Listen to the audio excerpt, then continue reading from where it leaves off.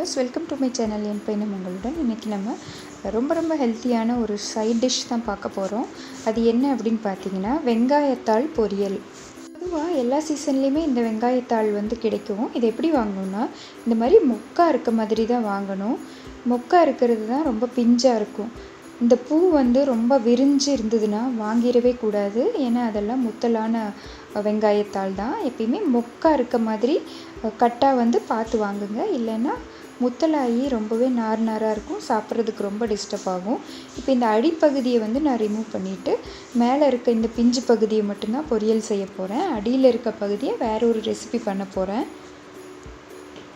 இந்த மேலே இருந்த பகுதியை கட் பண்ணி வச்சேன். வானலியில் 2 ஸ்பூன் அளவுக்கு தேங்காய் எண்ணெய் எடுத்து எண்ணெய் காஞ்சதும் கடுகு சேர்த்திக்கலாம். கடுகு வெடித்ததும் ஒரே ஒரு வரமிளகாய் வாசத்துக்காக சேர்த்திக்கிறேன்.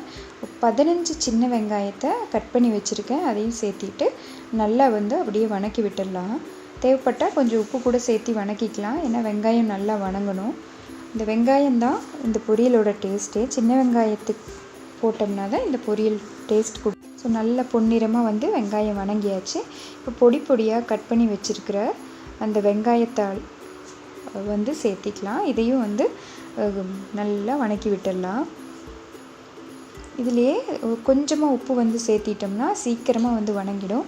நிறைய தண்ணி ஊற்றவே வேண்டியதில்லை. ஏன்னா நம்ம ரொம்ப எலசாக இருக்க அந்த மேல் பகுதியை மட்டும்தான் சேர்த்திருக்கோம். மூடி வச்சோம்னா அந்த வேர்வையிலேயே இது நல்லா வெந்துடும்.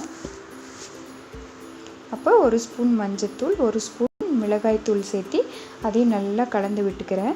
பச்சை வாசம் போகிற வரைக்கும் அந்த பொடியெல்லாம் மிக்ஸ் ஆகிற வரை நல்லா கலந்து விட்டுட்டு கொஞ்சமாக தண்ணி தெளித்து விட்டால் போதும். நிறைய ஊற்றிடக்கூடாது. தெளித்து அந்த பொடி இதெல்லாமே கரைஞ்சி வர்ற அளவு மறுபடியும் மூடி வச்சிடலாம். ஒரு 3 நிமிஷம் அப்படியே குக் ஆகட்டும். நல்லா அந்த தண்ணி சுண்டி வர்ற டைமில் ஒரு 1/4 மூடி தேங்காயை துருவி வச்சுருக்கேன். அதையும் இதில் சேர்த்து நல்லா கலந்து விட்டுக்கிறேன். இந்த பொரியலோட டேஸ்ட்டே சின்ன வெங்காயமும் இதுக்கு நம்ம சேர்த்துற தேங்காயிலையும் தான் இருக்குது. ரொம்பவே நல்லா இருக்கும், டேஸ்ட்டாக இருக்கும். குழந்தைங்க விரும்பி சாப்பிடுவாங்க. பெரியவங்களுக்கும் உடம்புக்கு ரொம்ப நல்லா ஓரளவுக்கு அந்த தேங்காய் கலர் மாறினதும் அவ்வளோதான், நம்ம பொரியல் ரெடி ஆகிடுச்சு. இதை அப்படியே சர்வ் பண்ணிக்கலாம். இது எல்லா ரைஸ் கூடயும் சாப்பிட்றதுக்கு ரொம்ப நல்லாயிருக்கும். சப்பாத்திலெல்லாம் ஸ்டஃப் பண்ணி சாப்பிட்றதுக்கு கூட ரொம்பவே டேஸ்ட்டாக இருக்கும். முக்கியமாக இது கொலஸ்ட்ராலை கண்ட்ரோல் பண்ணும்.